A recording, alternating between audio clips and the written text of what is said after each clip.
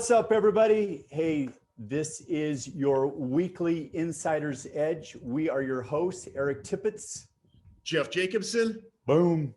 And we are super excited to jump on today. We've got a special guest, somebody that, I have gone back and forth on text and giving huge props to Mr. David Warden that's hiding on here as he's made the connection to our guest today. But we are super excited about getting into the mindset and the work ethic of a professional athlete and all the ups and downs. And as you can see, I tried to move my camera up a little bit. So I'm excited to talk more about my 2 hole-in-ones with our special guest today. Woo! Good. I'm gonna reference those like 5 more times during this. But you know what? I'm going to turn it back to Jeff to kind of tee up our special guest and to make an intro. Excellent. Excellent. Thank you, Eric. Well, everybody probably already knows our guest because we probably over promoted. We're so excited to have him on. But for those of you that don't know him, Pelt, he's a PGA professional golfer. He's been on the tour for over 20 years. And for those of you that understand and follow golf, to play at that level, that competitive of a level for 20 years is miraculous. There are very few people in the world that do it. He's won over $20 million in career earnings, and we're thrilled to have him. It's the first professional athlete we've had on our Insider's Edge, and we're really looking forward to kind of peeling back his brain and understanding a little bit more, about the mindset from somebody that has reached the summit of what they're doing in their career. So ladies and gentlemen, I'm proud to introduce Bo Van Pelt. Bo, thanks so much for jumping on with us today. No, well, thank you, Eric and Jeff. It's my pleasure. I appreciate you all inviting me on, and glad to be here. All right. Awesome. So Bo, we've had some time before this call just to talk a little bit. And one thing, a lot of our audience are entrepreneurs. So I think today as we're talking, I want to align or almost do a parallel to entrepreneurship and your life from professional golfer of things that you've gone through, and you're an entrepreneur, so you understand those ups and downs. But I think before we really get into a lot of the questions, we always like to start with, where were you born, raised?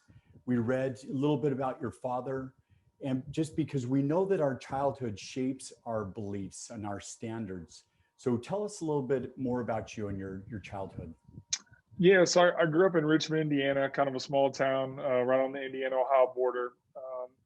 My dad was a football player, played at Indiana University, then had a short stint in the NFL. Got drafted by the Philadelphia Eagles.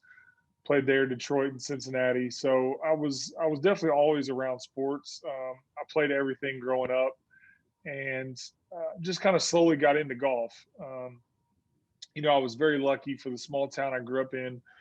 Junior golf was kind of, golf was a big deal, and the head pros in the town took junior golf seriously. So there were little Saturday clinics, and literally that's how I started out. My dad would drop me off at this little Saturday clinic for a couple hours, and then he'd go to work, come back, pick me up. And, obviously in Indiana, everybody plays basketball. So I was a big basketball guy. Just slowly started seeing the thing I loved about golf was to your entrepreneurs out there. It was all about, I could control my success or my failure. Team sports were great, and I loved the camaraderie, but, the thing about golf was nobody could hold me back, right? It didn't matter where I came from or what I looked like or how tall I was or how fast I ran the 40. They hand you a scorecard at the start of the tournament, and if you shoot the good enough score, you win the trophy. And if you're good enough, you can get on the PGA Tour, right? There's no scout that says, I'm not going to give Bo a chance, right? I think Eric and Jeff are better. I don't even give him an opportunity. So I think at an early age, I understood that. My dad was an entrepreneur. When he got out of football, he had 3 jobs and was making about $10,000 a year and had 3 little kids. And he got an opportunity to manage a fast food restaurant and make $11,000. And he thought, well, I only got one job and my kids can eat free. So that was kind of like, that's where he was like, I think I'll be all right. And then he took a shot, saved some money, and ended up, buying a franchise that had gone out of business and grew that up to ultimately at one time he had 4 restaurants going. But it was, the food business is really hard, but I saw how hard he worked, and him and my mom kind of scraped that together from nothing. And I think that was a great lesson for me. And, and obviously too, I think it really helped me as I went through golf and as I started getting better at other sports and golf. My dad being a professional athlete and playing in the Big Ten at the highest level, it helped our relationship. He didn't have to live his dreams through me. And so my dad was the type that he would take my clubs away from me. He would, like, I'd wake up in the morning and go practice and my clubs would be gone. I'd call him at work and I was like, where are my golf clubs? He's like, you just go be a kid for the day. Like, you don't, and then as I got older, I started asking him questions of like, he never pushed me. Like, and that was one thing I try to teach adults that ask me that have kids that, want to say, hey, how'd you make it? And some other people don't. Like, I'd get done with a tournament, we'd get in the car, my dad wouldn't even ask me about golf. Like, until I brought it up, we'd just go get something to eat or have some ice cream, and we'd talk about basketball or something else. And I think he was so secure in himself that he was like, look, if Bo doesn't want this, I can't want it for him, right? So like, I can't inject that passion and the work ethic that he's going to need to be successful if he doesn't have it himself. Like, I can give him the opportunities. I'm here to support him. And I look back at that now and of having kids of my own, and like, I would struggle with that because like I would want to tell them something or have an idea to tell them, and I'm like, I need to just shut up. Like, probably the most poignant. Sorry, my dogs are fighting right now behind me. They want look at they want to get on camera. Yeah. So like, hey, the camera. Kind of, I guess I'll sum this up. Kind of like my childhood and my father and I's relationship in golf, and one way was, I asked him one time. I was struggling when I watched my kids play sports, like. I would like, I was like, man, I need to just relax a little bit. And I said, Dad, how'd you do it? And he said, well, he goes, guy asked me one time, you ever get nervous watching Bo play golf? And I said, no. And he goes, come on, man. Like, this guy, played the Masters, you watch him British Open, like my dad caddied for me when I got my PGA Tour card. He's like, you mean to tell me you've never gotten nervous? He goes, no. And he goes, well, how come? He goes, I never saw him miss a shot on purpose. Ooh. And that was it. And it totally flipped my mindset when I would watch my kids or even myself, because I'm like, if my son drops a lacrosse pass or missed a shot I'm like, he didn't mean to do that. He wasn't out there like going through practice or playing a game going, man, I really hope I get right down there to the end and I mess up. And drop it. And so why in the world would I be nervous? So now it was like my enjoyment level went up so much more, because I'm like, look, I'm just here to support. I'll bring you water. I'll give you a snack. I'm going to be your cheerleader. And it's like, look, I know you want to play well. And if you mess up, I know you didn't do it on purpose. So like that kind of, and I think that really has helped me. The way he was around me growing up, I know had a profound effect on my ability to be successful and for us to have a good relationship. And he kind of summed it up in that one. He goes, I never saw him miss a shot on purpose. What do I need to be nervous about? So powerful. Because you wonder if you got a father that is competitive, do they raise you of that, like, you got to win, or you're just, it's almost like it burns you out. But to hear that it was completely the opposite, but also something that you said is, if you didn't have the passion, he can't will it for you. I think that is so powerful in golf, in entrepreneurship, in life, in your marriage. I talk a lot about anything that you want to grow, you need to touch it 10 times a day. So if you've got a wife and a marriage that you want to work, you need to touch them 10 times a day. There needs to be, or your business or your, whatever it is. And I think that's extremely powerful. You need to have that drive. You need to have that willingness to do that. So kind of transitioning into at what age, so you played golf as a junior. When did you know that was something that you were progressing at a level to even go pro? Yeah, so for me, I was kind of a steady progressor. I wasn't the kid that like at 13 years old was like, oh my gosh, he's a can't miss. I was good for my age, like in Indiana, right? Like small pond, like slowly progressing. And then I got an opportunity to go to Oklahoma State University. I was basically a walk-on, but we were the number one team in the country. And wow. I could have kind of gone the easier route, gone to Indiana and got a full ride. I knew that I wanted, at that time coming out of high school, I was like, I want to try to become a professional golfer. Like that was my goal. And I didn't want to look back when I was 40 years old and say, what if? Like, what if I didn't get in my car and drive out to Stillwater and see what happens? Like, if I go out there and I'm not good enough, I'll be able to live with it. Like, I'll be able to say, hey, look, man, I tried it. I went against the best in the country and I just wasn't good enough, and I could live with it. But I didn't want to look back and say, what if? And so I go to Stillwater and I got my teeth kicked in for 2 years. I mean, I was, we were the number one team in the country and I wasn't good enough.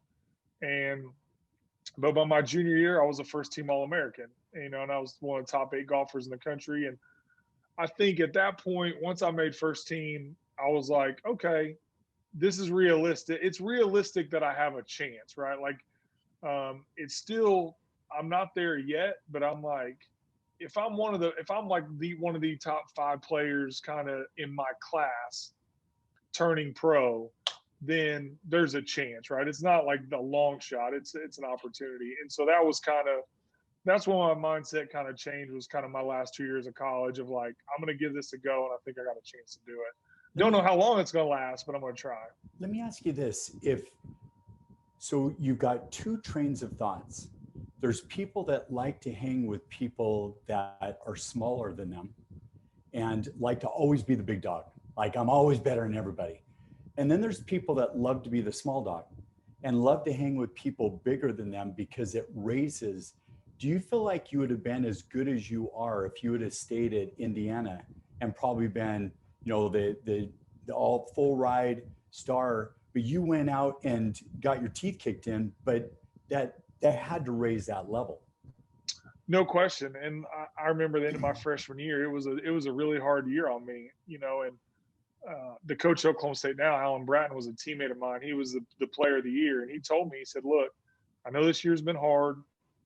You don't know it yet, but wait till you go home for the summer. You've gotten so much better this year, you won't even recognize yourself when you go back home and play against the guys you grew up playing against. And to your point, then when I got on the PGA Tour, my coach was a legendary coach, Mike Holder. And he told me, he said, look, there's about 4 groups of guys on the PGA Tour. There's 1 through 30, there's 30 through 70, there's 70 through 125, and then there's like 126 to 150. He goes, you need to go hang out with the best groups you can get around. You go practice with the best players, you go play, you just shut up and you listen and you watch what they do. And to your point, it was like, if that's where you want to be, you got to go try to hang out with those people and see what they're doing. Ooh. Guys, are you listening to this? How many times have we talked about you are your 5 best friends? You really got to pick and choose who you spend your time with, who's feeding you. I mean, what Bo's saying right there of you want to hang with the 200 to 250, you will become that. You hang out with that 1 through 30, that's where and you were there. I mean, winning PGA Tour championships. So, I know Jeff's got a million questions. I'm just going to ask real quick. we had Cappy Pidwell on, talks about we live our day about 90% unconsciously and about 5 to 10% consciously. So people are just, you're driving, you get there, you're like, wow, I don't even remember that drive. Do you find, like, as a fellow golfer, that's struggling to get into that place, it takes so much mind power to stay in your game, not only one round, every week or every month, but every day, every week, and make these cuts. How do you even like prepare for that? Like, how do you do that? I worked with a mental coach for a long time named Dick Coop. He was out of Chapel Hill, North Carolina. He worked with Payne Stewart, Corey Pavin. He worked with North Carolina basketball, Texas football.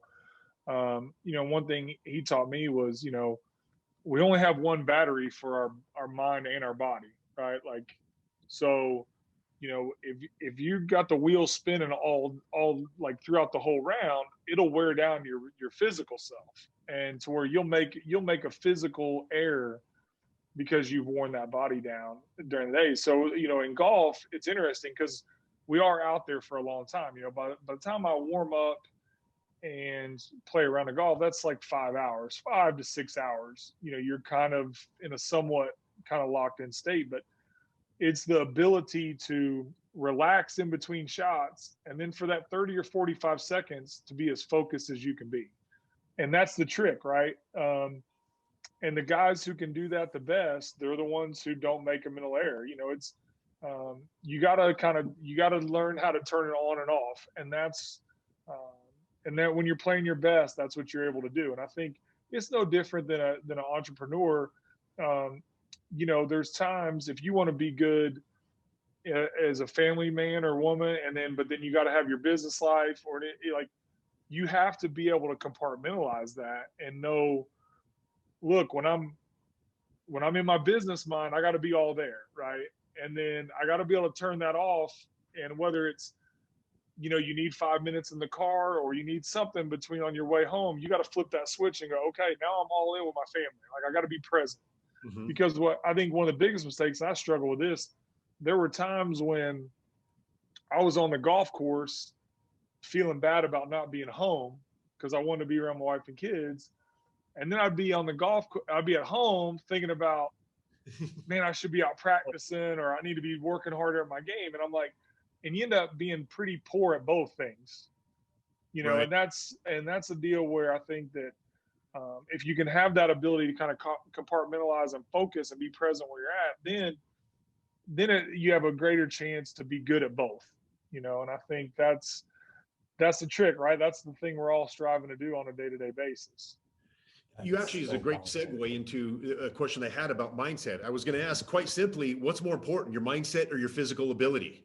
But you did a great job of explaining you got to have a balance of both. So the next question would be then, what do you do, Bo, in order to compartmentalize it? Are there things that you do, habits that you've been able to create for yourself that help you stay aligned with your mindset when you need to be out there on the golf course, focusing on that shot, not saying, boy, I wish I would have done this with my son yesterday, or vice versa when you're home golfing. You can't just switch between those easily. It takes years of practicing and finding things to help you do that. What are some things that you've incorporated or that you're currently doing that help you be able to compartmentalize that or switch back and forth when you need to? Well, I think in golf, and for a golf example, it's like my pre-shot routine. One of Dick Coop's big things was having the same pre-shot routine every shot. So that way, whether it was on Thursday on the first tee, when people think it doesn't matter, or the 72nd hole when you're trying to win, well, guess what? Every shot counts the same. So if you go through the motions and you don't do your work on, and you hit your first ball out of bounds on Thursday, it still costs you the same as hitting it out of bounds on 18 when everybody goes, oh, he choked. And I'm like, well, I kind of choked on Thursday too. So you just guys didn't see it. So, and it was, I would have like a little mental cue where I'd redo my glove. I'd put on my glove and I'd rip it and that was a physical cue to say, we're right here, right now. Like, this is, you got to give me 30 seconds. Wow.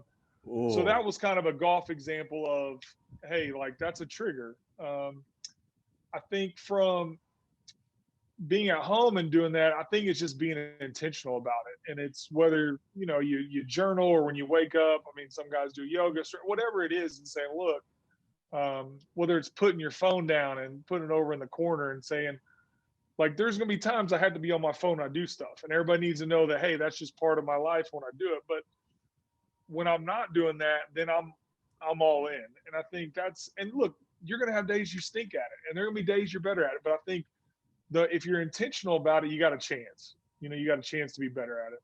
Right. That's great. I think I heard a great definition one day of what is presence. And presence is your body and your mind at the same place at the same time, focusing on the same thing. And what you said is textbook of that. It's doing it and knowing that I'm here right now. I need my mind and my body present. Or if I'm home, with my family, I need to put my phone down and be present. And so it's great to hear that it's possible for those of us, that haven't get that level yet. It's constant practice, just like your swing. Your mindset and how you develop your mindset is like anything else you do for your life that you want to get better at. If you're practicing, if you're reading, you have to find things every day to help you do it. And that's a great example, Bo. I appreciate that. I think also the idea of knowing that you can't be on all day, all night. I'll use him as reference, good guy, Grant Cardone, I'm eating stones and ripping things off 10 times, 100x a day. You burn out. Like you got to give yourself the ability to say, hey, I'm moving through space, but when I've got to be, just for you to recognize that that between shots, you're able to relax the battery. And then when a shot comes, you're conscious, you're present, you're focused, but that's a 2 minute or a 5 minute or whatever increment. Cause that's what I was like, man, are they conscious? Like through the whole thing, it's just, they're looking at every little, the wind's blowing over here. But it sounds like, there's ons and off switches. Because if you don't, you're not going to be able, like, there's very few guys, like they tell stories about Ben Hogan and he wouldn't talk to anybody. Like that might have worked for him, but that's definitely an outlier. I think what happens is if your mind is, my dad's term for it was, he's like, you got to have a quiet mind in between shots. And like, there's times he would watch me play. He watched me play more than anybody. He was like, I can tell your mind was racing, right? Like, and if you get your mind racing in between shots, what happens to me is then I'll get over the shot, I'll hit a shot, and I don't even know where I was aiming. Like, I don't even know, like, because I didn't give myself that break in between shots. And I think the same thing can be said for business. It's like, look, when you're there, you got to be locked in. But then I think there's also, you got to give yourself permission to say, there's times that I'm allowed to unplug, right? Like there's times I got to be able to unplug, recharge my battery, whether it's taking a walk or some people working out or some people volunteer working, and like recharge your battery. So then when you hop back in, you're like, I'm better than I was. But like just doing it for 24 hours doesn't mean you're going to all of a sudden be better, right? Like there's a point of diminishing return in there. That's so powerful. What if, as we're talking about mindset and we're talking about, physical, as you look at the work ethic, I look at from an amateur golfer into a professional, there's a massive gap. I mean, there's something that happened there. What kind of work ethic? Because I think, again, with entrepreneurs, we look at, how much time people think they put in, they're playing the busy game every day. I'm so busy, but how much real busy, focused time did you put in? What was the work ethic like when you really transitioned into, this was all in, your paycheck was this? Well, it definitely evolved. When I first got on tour was 99. So Tiger Woods had just, won the Masters in 97. And, for example, like when I first got on tour, there weren't 5 guys working out on a consistent basis, Wow. and, Tiger he changed the whole standard of like, if that was the guy you were chasing, 30 years ago, everybody was going to the bar afterwards, and ripping off 5 scotches and, having a big steak and going to bed at night. So that was what my competition was doing. So I was like, I'm even with them if I'm doing that. Well, company. So now all of a sudden the standard became, hey, look, it's a mental coach, it's my diet, it's my sleep pattern, it's my workout, it's my flexibility, it's a putting coach, it's a short game coach. It's like I'm basically building a team that can help me squeeze out every part of what I have, right? And that's kind of become the standard. And now, like these kids now, like I'm playing against guys, 25 years younger than me. That's all they've ever known, right? They never even knew that there was a time when you didn't have a trainer and you didn't have a mental coach. Like that, they grew up with a team. And so I think what's just changed is like that standard. Because I was telling somebody this yesterday. One thing that people don't understand is how fine a line it is between being a golfer on the PGA Tour and not. Like, so basically, it's a half a shot around between a top 30 money winner and losing your job. Wow. Like that's it, right? Like so crazy. So when the old Any Being Given Sunday, we're looking for inches. Like we're looking for a half a shot a day over a year. Like that's what it ends up adding up to. And so I think that's the deal. Like the work ethic point, it definitely evolved over the last 20 years on what it takes and what the standard of operation of if you're not willing to do that, you're not going to have a job. So it's kind of, I don't know. There's no way to really sugarcoat it. It really is that big of a gap. It's like you see how many people are dabbling in their business and kind of, they don't want to burn the bridge. Like I'm still got my finger over here. It's like you either were eating or not. Like you were all in that work ethic. Talk about the mindset also of, you went through a game-changing injury and a torn labrum on your shoulder. Talk to us about that as far as going from, where you're at to this injury to rehabilitating to actually getting back on the tour. Yeah, so it was crazy. I would I think I just turned 40, was like pushing 41, and I'd never been injured. Like I'd never missed a day of golf in my life. Nothing. And it's been super lucky. And I tore my labrum. I grabbed one of my kids' backpacks in the back seat of my truck and lifted it over the front seat. And,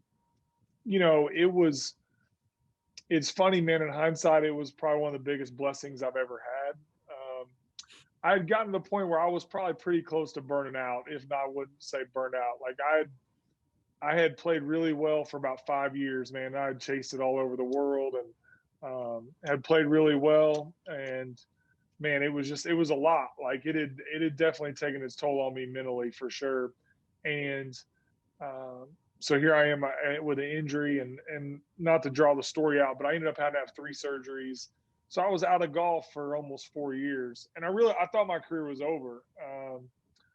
I didn't play 18 holes for over 3 years. My hands started going numb, and but the blessing was I got to see my daughter all the way through high school. I got to coach my boys' football team, their lacrosse team, stuff I would have never got to do. If I'd have stayed on that treadmill of the PGA Tour life and traveling, and those are opportunities. And it always bugged me that I was, because like my dad, like he worked a ton, but he could always make time for my sports, and he could work his schedule around and be there for that. And those memories were I cherished them so much. And I always hated that I didn't have enough of those with my boys and my daughter. And so when I look back, it was like, I wouldn't have traded those 4 years for all the money in the world. And lo and behold, this last surgery, they took out my first rib. I got diagnosed with thoracic outlet syndrome. And all of a sudden, my shoulder didn't hurt anymore. And I got the feeling back in my hand. And I'm back playing and competing on the PGA Tour. I mean, I haven't played as well as I'd have liked, but I think that realistically, it would be a little naive of me to think like I could just not play for 3 years and then go compete against guys 20 years younger than me and go, yeah, I'll just keep beating you guys the way I was when I was at the top of my game. But there's definitely been some signs here, recently, in Phoenix, I played really well, even better than my score really. And so that was kind of the first week for 4 rounds that I was like, you know what, there's still something left in the tank. And so I'm excited about the rest of this year and competing. But from a mindset standpoint, back to your original question, my injury was to the point, like I never really got close to playing in those 3 years. So my mindset was, I'm just a dad, right? I'm a dad and a husband. And, I kind of came at peace with the fact that golf was probably over for me and at that level. Wow. And I was okay. I was just appreciative. I was like, I'd played 17 years as a professional, like kid from Richmond, Indiana. I was like, I was happy with 17 months. And so to do it for 17 years, I was like, man, I've done things that I never thought I'd be able to do. So I was okay with it. And so then when it got better, then my kids were like, man, this is awesome. Like, come on, Dad, those tournaments were fun. Like, let's go, we want to go again. So I've tried to keep that attitude and not get too down on myself and just enjoy the process of trying to get better and see if I can still compete. That's a tough injury to come back from. You answered the question I was going to ask. Was there ever a time during your healing process where you thought to yourself, man, it's just not worth it. It's too much work. I'll never get back to be where I want to be. And if so, how do you overcome something like that? Like Derek said, for me as an entrepreneur, our audience, we can sit at home and if I blow my knee out, I can still make my calls. I can still do meetings, but for you rely on your body being in optimal condition in order to provide. And so it might even be a harder, mental message to come through or a harder thing to come through mentally thinking, man, if I'm not good physically, I don't have this other side of things. Walk us through that, if you will. Do you have those moments where you're like, you know what, it's just not worth it anymore? Well, that was the frustrating part for me was like my rehab was going fine. Like I was going every day and they're like, man, you're doing great and you're getting stronger and flexibility. But it was like, I would go try to play golf and my shoulder would still hurt. And so it was more of that mental frustration of like, why is this not getting better? Right. And so, I had great doctors. Like it was just I just had a totally obscure, weird thing that, the labor and repair was great. Like, the guy I went to in Dallas was awesome. And, I just kind of had to get to that point to where I was like kind of at the end of the road. And I said, man, is there anything else I need to try? And then I get referred to this other doctor down at Baylor in Baylor Scott White Hospital in Dallas. Guy looked at me for 10 minutes. He goes, oh, you got thoracic outlet syndrome. I was like, what? He goes, yeah. He goes, I'll just take out your first rib. You'll never have a problem again.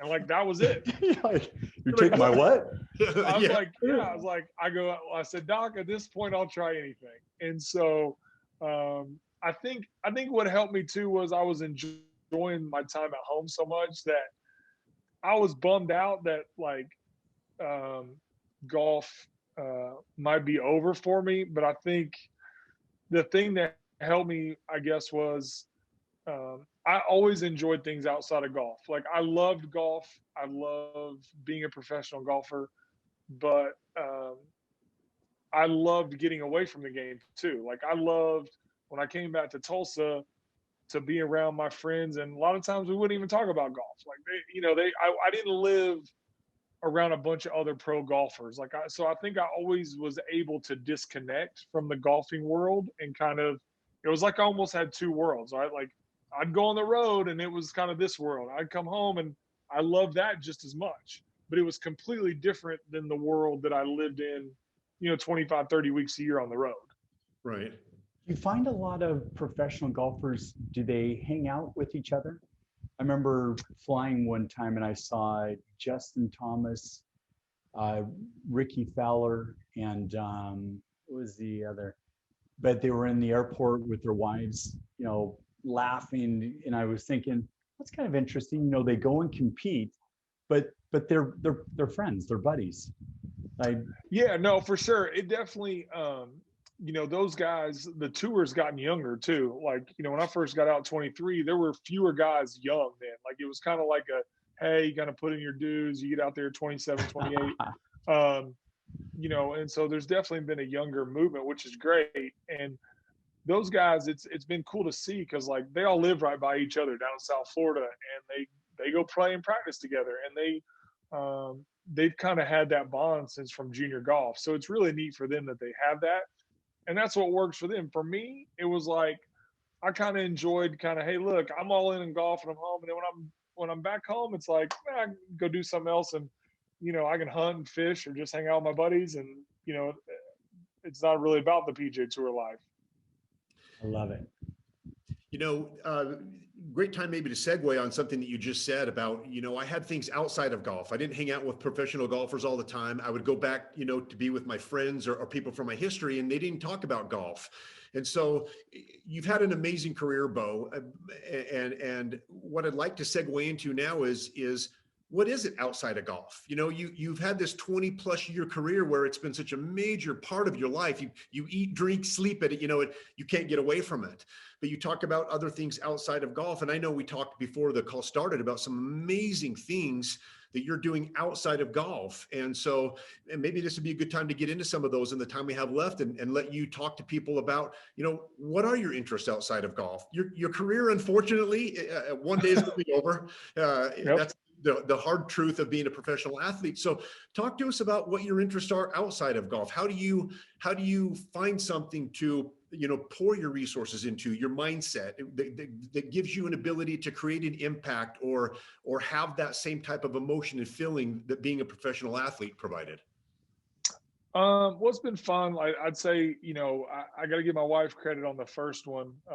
She was a school teacher when we first met, and one of the families at their school had donated a house for Habitat for Humanity. And, here we are, we're, 22, broke, and she comes back, to our house or our apartment at the time, and says, one of these days, if we're ever successful, like, I'd want to do that. I want to provide a home for Habitat for Humanity. And so you just kind of file that back there. She had gotten involved in a network marketing business, and we'd had some success. And so she said, look, I want to do this. And so she literally just cold called up Habitat for Humanity and said, hey, can I talk to whoever's kind of running this deal? And the guy at the time, Paul Kent, tells the story. So he gets here. She said, so, hey, Paul, my name's Carrie Van Pelt. I'd just like to know, what's it cost to donate a house? So he tells her, and she's got kind of a thick Oklahoma accent. She said, okay, well, do I just bring down a check, or how's this deal work? And she's like, he goes, why don't you come on down here? I'd like to meet you. And so then we meet, and they had a little golf tournament, and, they weren't raising much money. And so, I said, hey, Paul, look, I'd love to, I love the cause, and the one thing I loved about Habitat for Humanity was, these people put in 500 hours of sweat equity to get an opportunity to get a house. They pay the house back. It's a zero interest loan. And to me, I looked at it, we've all had a hand up. Like when I turned pro, my family couldn't afford to sponsor me. I had 10 guys from Indiana that sponsored, that said, wow, hey, look, we're going to give you $50,000 a year to go try to live out your dream. And wow, that changed my life. If I didn't have that, I wouldn't be talking to you today as a 20-year vet on the tour. So we've been involved with Habitat for 13 or 14 years, kind of do their golf outing. And we've sponsored, I think, 3 homes, which has been great. I mean, I think we got more out of it than the person that got the home.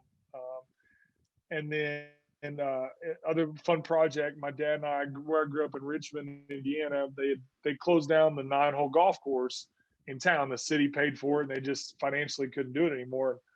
I said, Dad, we should start a first tee program right there. It's literally right on US 40, right down Main Street. It's part of the park. And so that's been going on 13 years now. And it's an awesome program. We have about 170 kids every summer, have amazing volunteers. They're the ones that make it happen. We teach the kids 9 core values through the game of golf. Honesty, integrity, sportsmanship, respect, confidence. And And then we do a national school program. So we're hitting 2,000 to 3,000 kids every year. Wow. Through physical education. It's one of their units in physical education is the snag equipment. It's plastic clubs and Velcro, and they teach the 9 core values as part of their deal. So that's been fun. And then the last one, it was we birthed it out of COVID, I guess would be the best way. A good friend of mine, his name's Pharrell Evans. He was a writer for Sports Illustrated, ESPN. African-American guy that played golf at a historically black college. I played Oklahoma State. And I had this idea. I called him on the road and I said, "Hey, Pharrell, I got this idea." It's like, "We need to start a podcast." I go, "If you don't do it with me, do it with somebody else." So I think it's a really good idea. I said, "We're going to call it Both Sides of the Ball." I said, "You got a guy, he lives in Harlem. I live in Oklahoma. He was a writer. I'm a player." I was like, "We've definitely had different life experiences," but I said, "We were friends within 5 minutes of meeting each other, and we've stayed friends for 15 years. We talk all the time."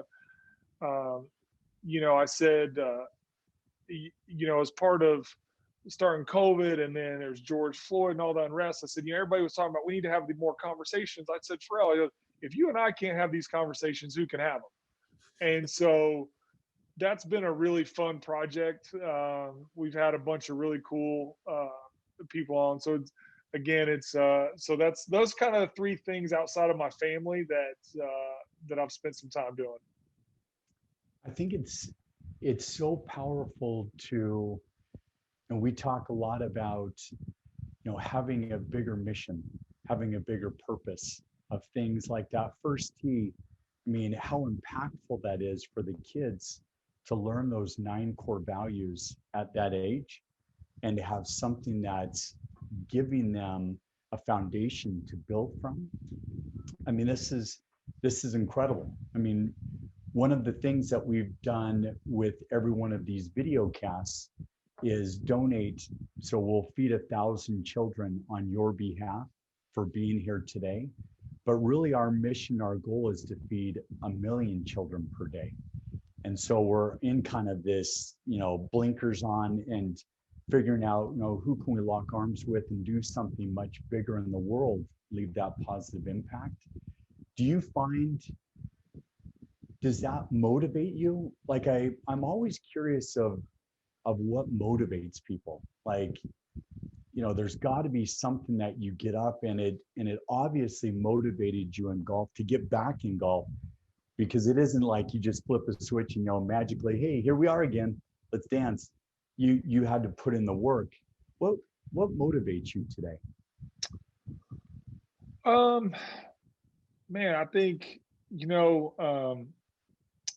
like Jeff said, like, look, I'm closer to the end of my golf than I was at the beginning. Like, I mean, you started playing when you're, I'm saying, if I started playing at 7 or 8 years old, right? Like I'm saying, just golf in general. And kind of our catchphrase of Both Sides of the Ball was, we want to leave it better than we found it.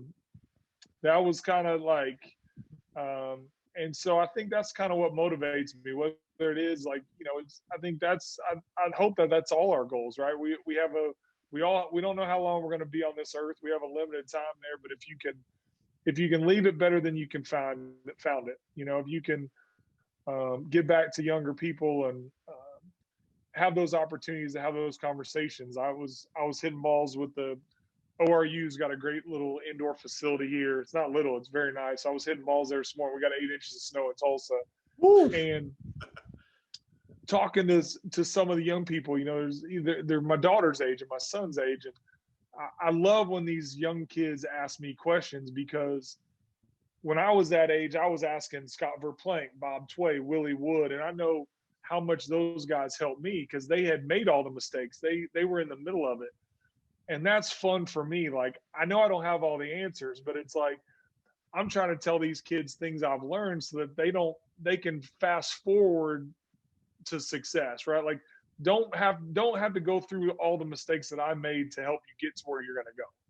And so that motivates me. It motivates me to try to be a better father, better you know, just better human being, right? It's like, man, you want to try to be better. Like every day, can I get a little better at something that I'm doing? You find that, you look at the younger generation coming in. I was just playing golf actually with Mike Smith, ex NBA player, now sportscaster, and I was asking about the game of basketball, back then and now, and he was talking about, back then it was basketball. You lived, breathe, like this was everything, but you shut out kind of the rest of your life, to where the kids, are you finding that younger generation, besides hitting 300 something yards, which blow my mind every tee shot, but are they losing? Do you find them more grounded, or do you find them more, we live in a different world with social media, with so much coming at us, that do you find their personal lives, have gotten reduced, and now it just, it's their professional life has become so big? Well, I think that's probably for each individual person. The one thing I will say, like I've told my kids this, I said, I'm so thankful that when I was growing up that we didn't have cell phones and social media, because I was able to just enjoy what I was doing while I was where I was at. Like it was way easier to be present then, right? Like if I was playing golf with my two buddies, like I was excited to be having a chipping contest with my friend, or to go play 9 holes. Like to me, that was as good as it got. Like this is where I was at. Like, hey, let's make the best of this. I feel bad for this generation, because they could be maybe having a good time, but then they'll look at their phone and so-and-so's at a beach somewhere, and they're like, oh, well, that looks more fun than what I'm doing. Well, the presence. It's like, or oh wait, they look like they're having fun. This is work. Like I don't want to hit 30 more putts. Like I want to go to the pool party, or and so those distractions. Like I think it's way harder. It would be way harder on them, I think, to stay focused. And so they have to be better, right? Like it was easier for us to be focused because you didn't even know what else was going on. You just knew where you were at. Like you were like, this is all I know. Like I'll be as good as I can right here. Hey, Jeff, we've got about 10 minutes left. Let's get to our 5 questions. All right. So this is the part of our interview where we get a lot of diversity, we get a peer into the soul of our interviewees. So, all right, Bo, you ready? Mm-hmm. All right. The first question, my purpose is? I think I touched on a little bit ago. I would say my purpose is to try to leave it better than I found it. Hopefully, my wife's been great and raised 3 awesome kids. For a long time, she had to be basically a single mom. So, I think that's probably the best work you can do is hope that your kids are doing the right things. And then hopefully, the people I touch through golf, and hopefully kind of, shed some light, help people grow the game of golf and be a positive influence. Excellent. Today. All right. Question number 2, my vision is? My vision is to take advantage of kind of this second lease on my golf life, and to play as well as I can, and to have those experiences with my kids. Like, and those are new experiences, right? Like having a daughter in college, and then I have another son going to college. And then, so to see those, I'm just so excited. Like I loved it when my kids were little. And then when I was home, it was great, but it's fun to have these new experiences as they're getting older. And then my younger one's going to high school, and he's still playing lacrosse, and so is my senior. And like, my vision is, I'm just excited, right? Like I got a lot to be thankful for and to look forward to. That's great. We usually interrupt these questions, but I wanted to say something to you before we got to the end and get a chance to say it. And that is how it's easy for people to stay siloed in what we're doing, especially, after you've had a professional career or a lucrative career doing anything. People almost expect you to drive your sports car off into the sunset and never be heard from again. And that's the easy thing to do. I think that's easy when you've reached a level of success. But for people like you and individuals that think, hey, that was one part of my life. I have an opportunity now to create impact and to have influence on so many people. You know, the cons of having social media are the distractions. The pros of it is we can do an interview like this that we can broadcast, and somebody somewhere is going to hear your story and it's going to touch them. And for you to take your time and your resources and with your first tee and your both sides and your habitat and say, listen, I've had a great successful life, but you know what? Now I want to share that it's incredibly motivating to somebody on the other side of the computer. So I just wanted a chance to thank you for that before we got through this interview. Well, no, thank you. It's nice of you to say. I got to mention one more. I'm mad at myself. I forgot it, but I got a good buddy here in town named Craig Rarcher, and it was his vision, but I've helped him out a little bit with it. It's called riseready.org. And we raise money and we give money back to athletes that have been injured. His daughter was a gymnast at our gym and had a scary injury, and she's fully recovered now. But we do an annual golf outing. So Rise Ready is another one that it's been fun to be part of. And like you said, to get back. So it's the guilty thing is I hate getting thanked for that because I get more out of it than I feel like the other people do. So it's yeah. That's good. It's a win-win. All right. Next question. Question number 3. I am blank. Man, I'd say I'm just a guy that that grew up in a small town, and I feel like the luckiest guy in the world, right? Like it's when you look back and you think of different times in your life when the road could go one way or the other, and you caught a break, and I'm just appreciative for it.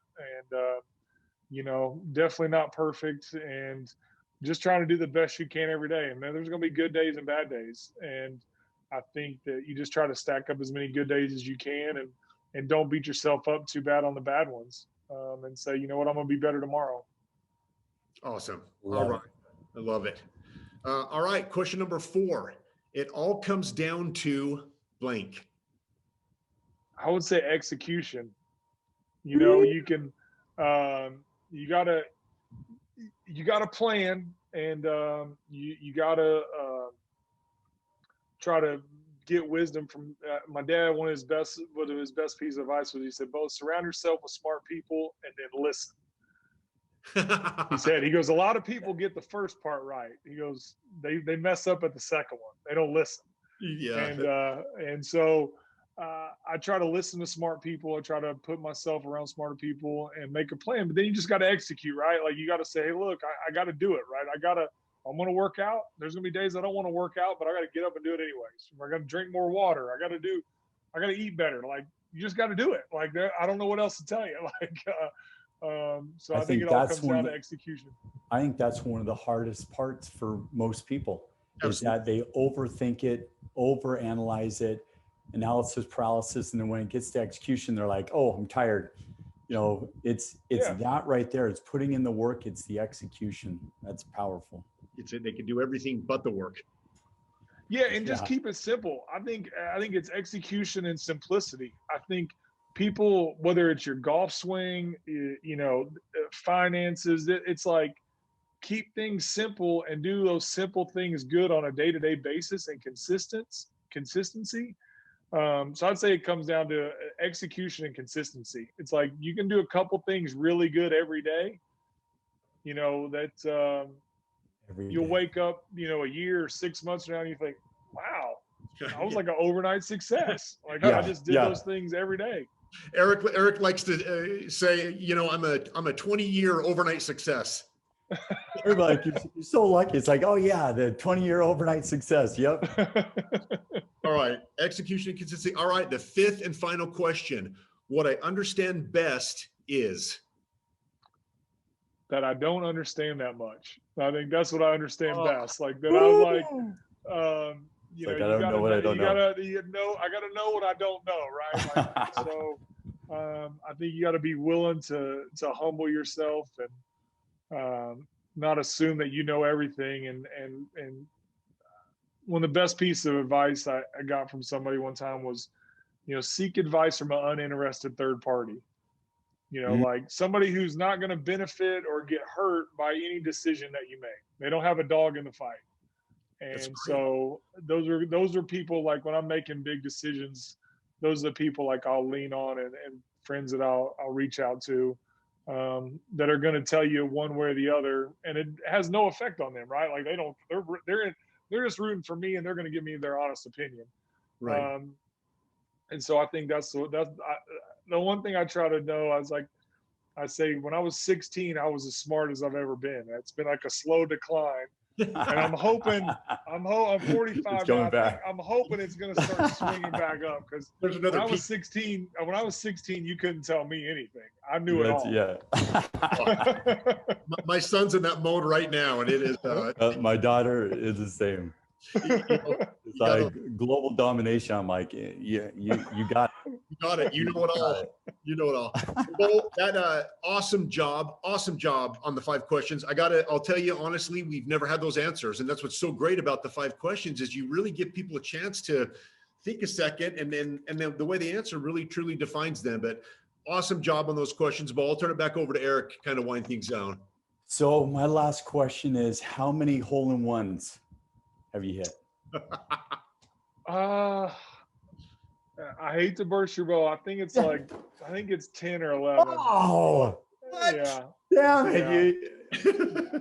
I think it's 11, and I've had 6 with a 6-iron. I had one last summer in Minnesota, so the 6-irons might have been my lucky club. So I made one at Augusta in the Masters with a 6-iron, and then I made one in Minnesota this year at a tournament. Yeah. Have you bronzed that club yet? No, I've used different 6-irons over time, but it definitely. And it was funny. My caddy this summer when I made it, I said, "That's unbelievable." I said, "I literally have made like half the hole-in-ones I had with a 6-iron," and I literally, like, the next round I left one on the lip on another par 3 with a 6-iron. So it was kind of like, I was like, man, we gotta lay up to this yardage. I think that's my go-to club. I love it. Awesome. So I got to tell you a funny story as we close out here. So as you look at, I've got them up on the wall here.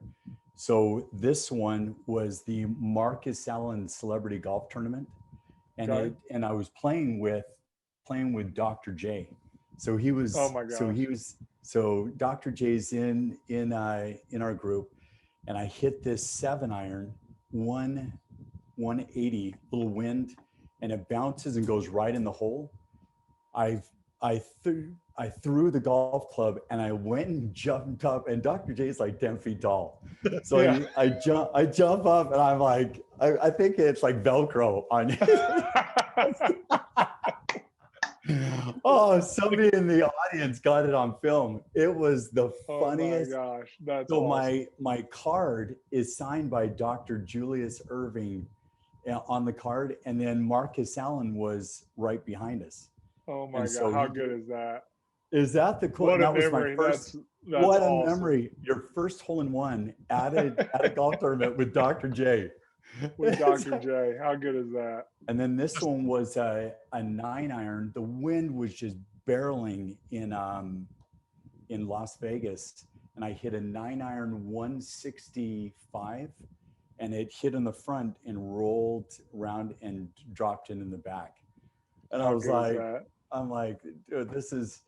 What's great though is they were both at charity golf tournaments, and it made me realize, this is when you're doing good.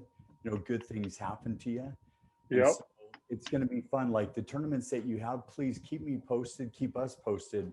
All of us will keep all you guys posted on how do we come and be a part of that? How do we come donate to it? How do we come play and be a part of it?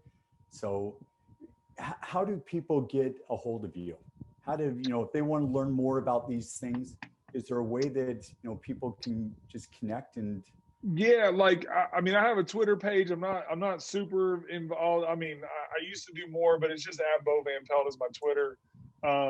And then both sides of the ball, like there's Instagram and Twitter on that, and then you can download those episodes it's on iTunes and Spotify, and so that's that's probably the easiest. And then yeah, the First Tee, you can just kind of look up, First Tee stuff of Indiana, and it'll you can kind of read about that in just your program. And, if you guys know any golfers, like they're always looking for volunteers and stuff like that. It's a really cool organization. And then habitat is kind of everywhere. So, you know, I tell people too, and they're always looking. Just one of the most fun things to do, and David's on there. He came and helped us build the first one. You know, it's fun to go show up on a Saturday for 2 hours and they tell you what to do and you build it and you're around a bunch of great people and you know, it's a lot of fun. So they definitely do back, and they're making great changes in communities all over. So we need to give David a little bit of crap of, you know, why is he not getting on the golf course? So Yeah. David's my good luck charm. So David went with me to Malaysia, and I won a tournament, and then went back the next year and finished second. So he Wow. David's my good luck charm. So I gotta get David back All on of the us. road. You know, that when we start letting fans and I can bring people back after this COVID thing, I need to get David back on the road with me. Oh, Let's do it. I'm ready. Oh yeah, there he is. Look That at got it. him off of mute. That got him off. Yeah, it's like, oh, he's on mute. That's all it took. That's all it took. No, I think we all enjoy David is good people. Well, Bo, thank you so much. You're an amazing person. We wish you huge, you know, positive energy as you're making this huge impact in, you know, professional life, but also your personal life. We look forward to staying connected to you. You guys go to his Twitter, thank him, you know, connect with Bo, see what he's up to, follow him, give him support on the PGA Tour. And thank you so much for your time today. Thank you. No, thank you guys. It was my pleasure. Thanks for having me on. And yeah, I'll be playing next week down in Puerto Rico. So you can hopefully I'll shoot some low scores down there next week. All right. You got it. All right. We will. All right. Well, thank you so much, everyone, for joining this week's Insider's Edge. We're excited. Awesome. Next week, we have a entrepreneur extravaganza as far as multiple people, but also of how to build your lists and how to build your community. So stay tuned for that one. Again, Bo, thank you so much for jumping on here today. You know, your time is valuable, and we really appreciate it. Thank you, you, bro. Have a great week. Thanks, You're Bo. welcome. Thanks, you Bo. guys. Appreciate you. All right. Thanks, brother. Beautiful. You're welcome. Beautiful. See you, buddy. All right. Bye-bye. Have a great day. Have a great week, everyone. Talk soon.